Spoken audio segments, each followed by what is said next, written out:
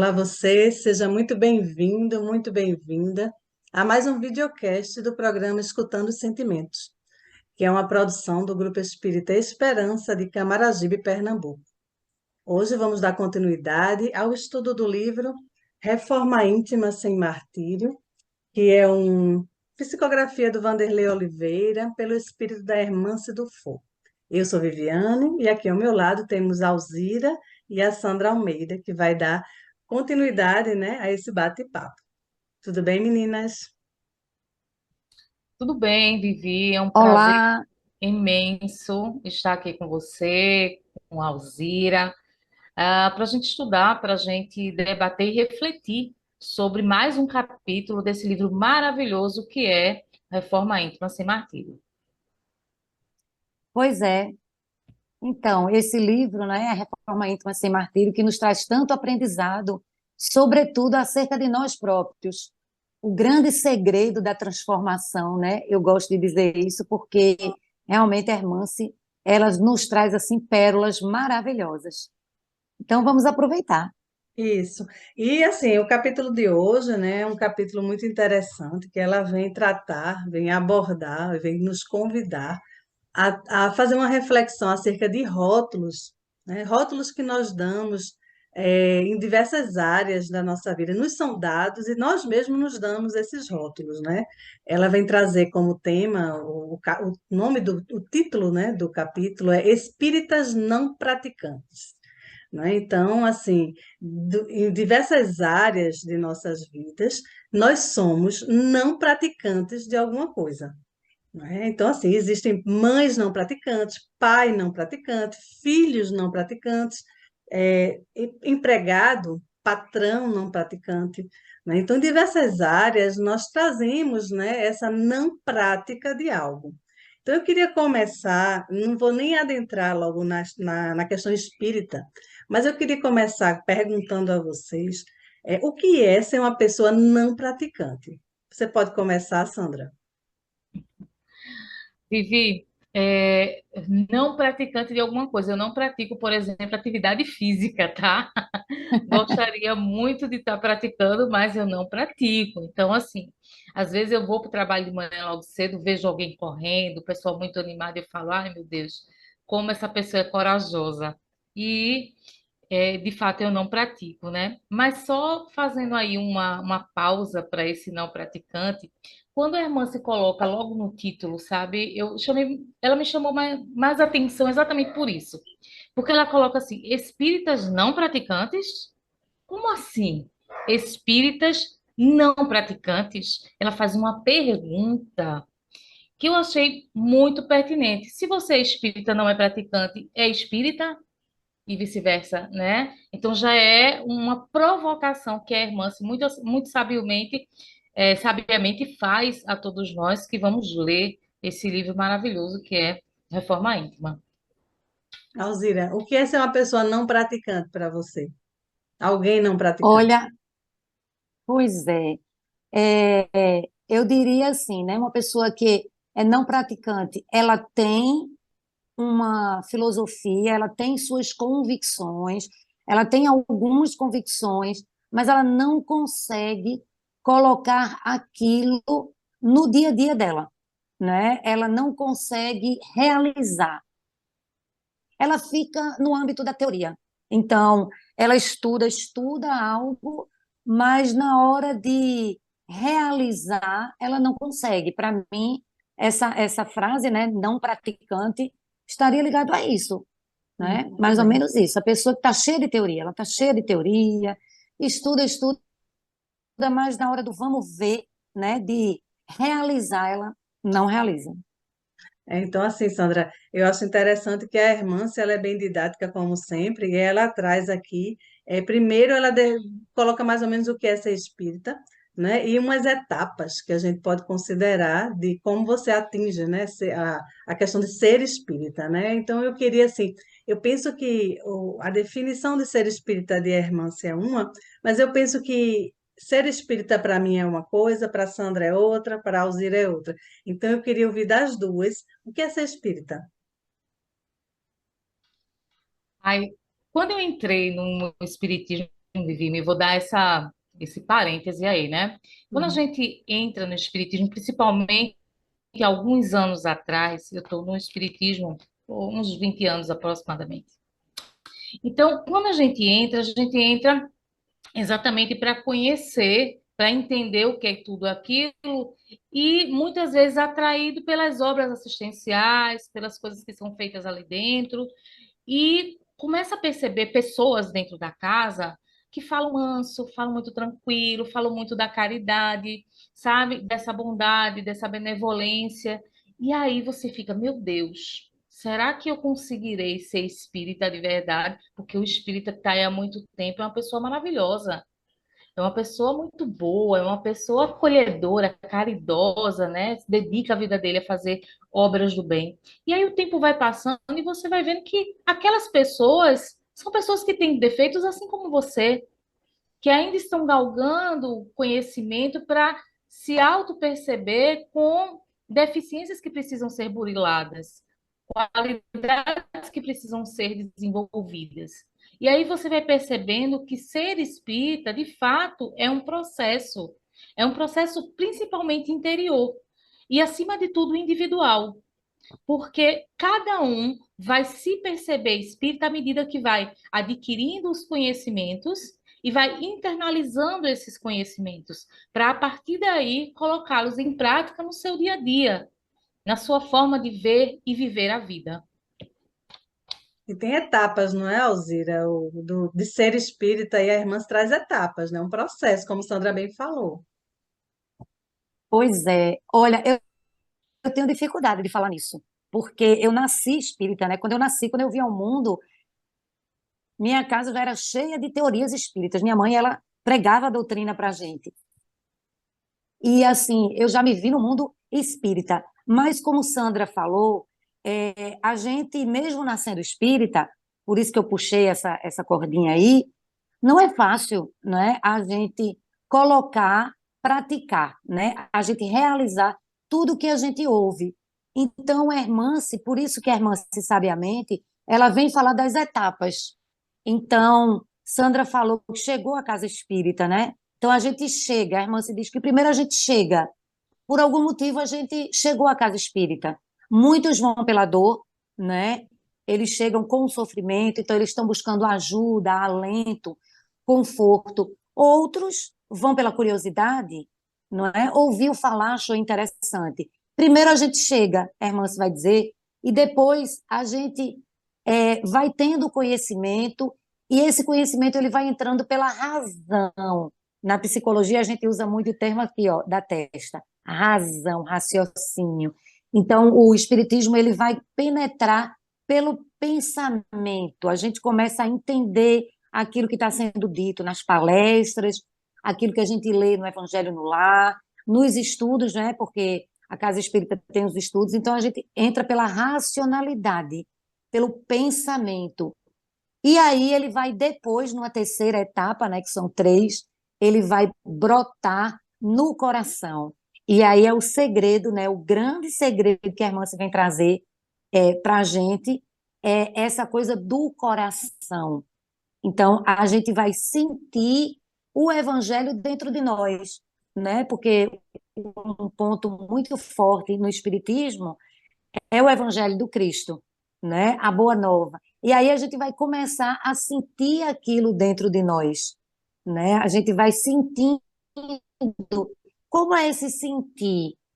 A gente vai começando a realizar de fato, né? Então, a gente vai fazer, por exemplo, uma atividade como a campanha do quilo, que é muito conhecida, mas a gente vai primeiro pelo impulso, vamos com os outros, né? Mas aí, de repente, a gente se depara com a realidade daquelas casas onde a gente entra. Cada casa é diferente da outra, a reação das pessoas, e aquilo começa a tocar o nosso íntimo, como uma pessoa muito querida minha conta que chegou numa casa paupérrima e a mulher era chão batido, né? Só ela, uma senhorinha sozinha, e ela o atendeu com um feliz sorriso no rosto. Então, ela entrou, mandou ele se acomodar e ela tinha uma conversa assim tão tranquila. Ele viu naquela mulher uma grande felicidade. E ele perguntou: a senhora é feliz? E ela disse: Meu filho, eu ia querer mais o quê da vida? Eu tenho uma casa para morar, eu tenho você me visitando, me trazendo presentes. O que mais eu quero da minha vida? E ele disse que naquela hora ele viu que ele precisava muito ainda para ser espírita, né? Ou para ser uma pessoa que tem o evangelho no coração. Ele disse que aquilo ajudou muito. Quer dizer, ele começou a sentir no coração o que era verdadeiramente viver o evangelho de Jesus, Esse, né? É a gente ser esse, feliz com pouco. isso. Esse processo ele não vai ser igual, né? A irmã ela diz que é um processo único, cada pessoa vai passar por essas etapas, né? Mas não dá para dizer que é igual para todo mundo. Dá para criar uma expectativa, Sandra, no outro, dizer assim, fulano já vai conseguir ser espírito, já é um espírito, conseguiu. Dá para a gente mensurar esse tempo aí no outro? De jeito nenhum, Vivi. A gente não pode criar expectativas no crescimento do outro, porque como você falou, né, e é uma fala trazida aí pela irmã, esse processo é um processo individual, né? Essa ficha cai em tempos diferentes para cada um. É como a Alzira estava falando, que esse conhecimento, ele chega pela porta da razão e ele adentra, né, os mecanismos internos do nosso coração e a partir daí vai gerando crescimento e progresso. A partir do momento que a gente internaliza esse conhecimento que a doutrina nos traz e a gente entende que nós precisamos mudar, precisamos nos entender, nos conhecer e a partir das atitudes que nós venhamos a ter, né, no nosso dia a dia, aí sim a gente de fato está entendendo o que é ser espírita, tá? Mas de momento nenhum a gente pode criar expectativas no outro, nem em nós. A gente tem que ter muito claro que esse processo é um processo educacional. E educação é processual. A educação, eu tenho uma sala de aula, eu sou professora, todo mundo sabe, vocês sabem, né? Para quem está nos assistindo, e dentro de sala de aula, Vivi, eu vou trazer um conteúdo, eu apresento determinado conteúdo, mas dentro da heterogeneidade dos meus alunos, eu sei, eu tenho a clareza de que uns vão aprender mais rápido e outros não. E outros até nem vão aprender, né? Então, essa clareza, a irmã se também traz nessa mensagem, gente. A mensagem da doutrina ela está sendo colocada. Como é um processo individual, ele vai ser diferente para cada um. Esse processo, esse crescimento e esse progresso vai ser diferente para cada um, né? A maturidade espiritual é diferente de cada um, tá certo? Então, jamais criemos expectativas. E você tocou num ponto aí bem interessante que a irmã se coloca, que eu acho que foi fundamental no capítulo, que ela traz essa história de que a educação, ela não é um processo de tortura, de sofrimento, né? Ele é para ser um processo de amor, né? De cuidado, né? É um processo E lento acolhimento, de né? acolhimento. Então, assim, é interessante porque às vezes a gente acredita, né? Que esse processo ele vai ser assim, na porrada mesmo, né? Aí você vai aprendendo, sofrendo e não sei o quê.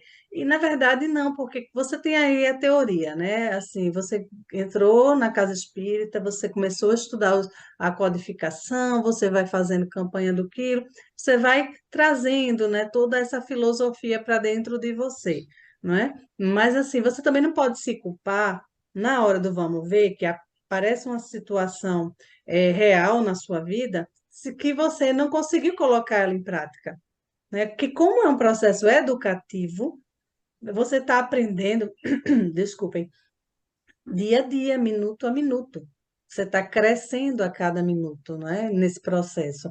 E assim, é fundamental que a gente não tenha essa cobrança. Dá Alzira, para a gente, nesse processo todo, conseguir se livrar desses rótulos, porque ela coloca assim, por exemplo, que a gente se cobra, que eu não sou um espírita praticante ainda, eu não consegui ser espírita ainda, porque eu não atingi aquela perfeição que é ilusória, né? Que a gente sabe que é ilusória, porque perfeito Jesus era perfeito, né? Mas nós ainda temos muito que nos educar e aprender. Então, assim, dentro desse processo individual de cada um, eu te pergunto, Alzira, a gente consegue se livrar desses rótulos aí de não espírita não praticante, dessa coisa toda aí, não sou perfeito? Olha, Hermance, ela traz uma fala muito importante, que ela diz assim, ó, os padrões nos levam ao engano de consciência, à fuga de responsabilidades. Então, é pensar em padrão, em rótulo, é enquadrar. Quando eu tento me enquadrar, eu estou indo para a razão. E o coração, ele fica mudo, inerte. Então, a Hermance, ela chama atenção para a gente de que quando nós respeitamos a nossa individualidade, né? A partir do momento que eu adentro a casa espírita, começo a me encher de conhecimento, eu preciso deixar o meu coração falar. Então, se eu me coloco um rótulo e um padrão, eu quero seguir, porque eu vejo fulano, a gente começa a pensar, né? Fulano está aqui há tão pouco tempo e já está tão diferente, né? E ele já mudou de atitude. Eu não posso me comparar ao fulano. Quando eu começo a trabalhar a razão, a pensar muito, eu fujo do meu coração. Então, a irmã se diz que a gente precisa sentir. Então, o sentimento é que vai nos guiar. Então, a gente precisa esquecer de rótulos para focar no que estamos sentindo. Então, quando eu estou escutando uma palestra, que eu me entregue àquela atividade. Quando eu estou fazendo uma atividade prática, como uma campanha do quilo, que eu me entregue àquela atividade, e aí, quando eu me envolvo, eu vou eu vou começar a ter o meu ritmo. Então, as minhas necessidades, elas serão preenchidas. Então, a minha necessidade é diferente do colega que está ao meu lado. Cada um tem o seu ritmo. Então, ela diz assim, que de repente, né, até aí eu vou falar agora um pouco como psicóloga, do ponto de vista do inconsciente, a gente nunca sabe o que é que a gente traz do nosso inconsciente. Então, às vezes, quando eu me prendo muito na razão ou num padrão, é uma forma também de fugir da minha responsabilidade, de trabalhar o meu eu, de realmente focar no eu. Então, na verdade, é até meio perigoso quando a gente quer se enquadrar, né? Ou rotular. E aí, Vivi, veja que eu estou focando muito em mim comigo mesma. Eu não estou falando de mim com o outro, né? Porque a Emância, ela está sempre puxando a gente para uma autorreflexão acerca de si próprio. Então, a questão é a consciência de si, não é? Então, me rotular, me enquadrar, tentar me enquadrar, é ficar na superfície, sabe? E eu preciso me entregar para ir mais a fundo em mim mesmo, naquilo que eu sinto. Porque é no meu sentimento que eu vou me encontrar e me tornar um verdadeiro, né, espírita. Pois é, ela traz aqui conceitos, né, assim, de espiritação e reação, espírita teoria e espírita da prática, né, que é tudo sempre bem diferente. Mas a palavra que me chama a atenção nesse capítulo todo é autenticidade. Quando você fala que eu preciso me conhecer, né, e saber, você é um encontro com você mesmo, comigo mesmo, então eu tenho que ir de encontro a essa autenticidade, a ser autêntica, a saber quem eu sou, né? Qual é o critério aí que eu tenho de mim mesma, né? O critério moral, né? Que isso aí é que vai fazer a gente, de alguma forma, até botar de lado essa história de espírita não praticante, né? E se assumir como espírita, embora ainda seja espírita, que não é perfeito. Eu sou espírita, mas eu não sou perfeito. Então, quando você é autêntico e descobre que você não é perfeito, você já está dando um grande passo, não é isso, Sandra? É isso, Vivi, é isso mesmo. As pessoas às vezes se apegam a esse conceito, né, de eu estou tentando ser espírita, eu ainda não sou. E quando a pessoa fala isso, externa isso, né, estou tentando ser espírita, ela está tentando, na verdade, encobrir uma, uma necessidade que ele tem de se melhorar, mas ainda não quer encarar essa verdade. Fuga da Não quer realidade, né? tá fugindo completamente dessa realidade, né? E aí ele quer justificar para ele e para o outro uma coisa que não está sendo justificada, na verdade. Ele está fugindo, colocando máscaras. Não, eu estou tentando ser espírita, mas não sou. Quantas vezes a gente vê pessoas que começam a apresentar desculpas, os famosos desculpismos, para fugir de suas responsabilidades. Dentro da casa espírita, a gente vê isso o tempo todo. Ah, porque eu não posso, porque eu tenho isso, porque eu tenho aquilo, porque eu vou fazer isso, vou fazer aquilo. E esquece de colocar como prioridade esse crescimento moral, essa vontade sincera de se melhorar, de buscar o progresso, de buscar o crescimento, né? Isso sim é algo que precisa ser avaliado e avaliado por cada um, né? Fazer essa autoanálise, essa autoavaliação é fundamental para que a gente possa entender que a partir do momento que eu colocar no meu coração a necessidade sincera de mudança, né, não vai ter desculpismo, eu não vou estar falando que, estou tentando ser espírita, não, sou espírita sim, mas sou espírita consciente das minhas dificuldades, do que eu preciso melhorar, quais são, né, aonde meu calo aperta, aonde eu reajo de forma ainda, né, contrária ao que eu deveria reagir. Então, em cima dessa análise, dessa autoavaliação, é que a gente vai desconstruindo esses estereótipos, desconstruindo esse eu não sou espírita, estou tentando ser espírita. A gente está encaminhando aí para o finalzinho do nosso videocast, né, nosso programa. E assim, eu costumo pedir, né, que as participantes coloquem de uma forma geral, resumidamente, qual é a lição que a irmã se traz no capítulo e qual é o convite que ela faz para nós, para trazer, né, de prática e de reflexão. Alzira, você pode começar. Então, olha, o que é que fica marcado para mim, né, nesse capítulo do livro Reforma Íntima Sem Martírio? É a grande importância do respeito consigo mesmo, né? Então, cada um de nós somos únicos, nós temos o nosso tempo de mudança, né? Então, eu tenho o meu tempo, e o que importa em tudo isso é o quanto que eu estou fazendo ou investindo para ser melhor a cada dia, para me melhorar dentro da proposta do Cristo, porque Ele é o nosso modelo e guia. Então, dentro do que Jesus nos disse que era o melhor para nós, enquanto espíritos, né, para evoluirmos, o que é que eu estou buscando? O quanto eu estou, de fato, querendo me melhorar? E sabendo que eu ainda tenho um longo caminho pela frente. Para mim, é essa mensagem que fica, sabe, Vivi? É a gente ir com calma, né? Devagar, com calma, sempre olhando para dentro. Para mim, é essa mensagem. Sandra?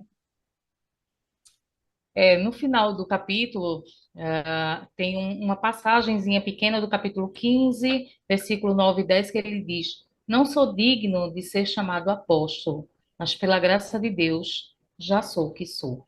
Então, que a gente possa aceitar quem nós somos, entendendo que nós estamos aqui para progredir e crescer. O capítulo também inicia, né, para complementar a fala de vocês, ela fala assim,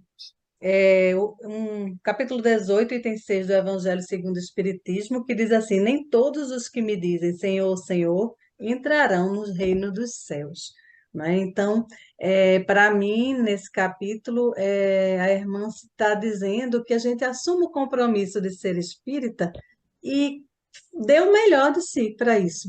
Não, assim, sem pressa, porque tudo vai acontecer no tempo exato, no tempo que eu preciso, mas com compromisso, quando eu assumo que eu sou espírita, sabendo que não sou perfeita, tenho minhas falhas, mas sabendo que eu posso chegar, né, a melhorar a cada minuto, eu já estou dando um grande passo. Meninas, assim, o capítulo a gente poderia conversar muito mais tempo, mas infelizmente nosso tempo é curto. E eu queria agradecer a vocês, a participação de vocês neste episódio. Queria convidar você que está aí do outro lado da telinha, que está pela primeira vez, eu quero agradecer a sua companhia e pedir que se você gostou deste vídeo, compartilhe com seus amigos, né? Divulgue o nosso videocast, porque quanto mais gente puder assistir o conteúdo que a gente está trazendo, mas o YouTube vai entender que ele é necessário, né? Então, assim, dá um like, curte aí se gostou, convida um amigo para assistir, se lembrou de alguém durante a conversa aqui com a gente, pode estar mandando também, compartilha, que isso vai ser muito bom. Eu agradeço mais uma vez a presença de Alzira e de Sandra, e até o próximo programa, se Deus quiser.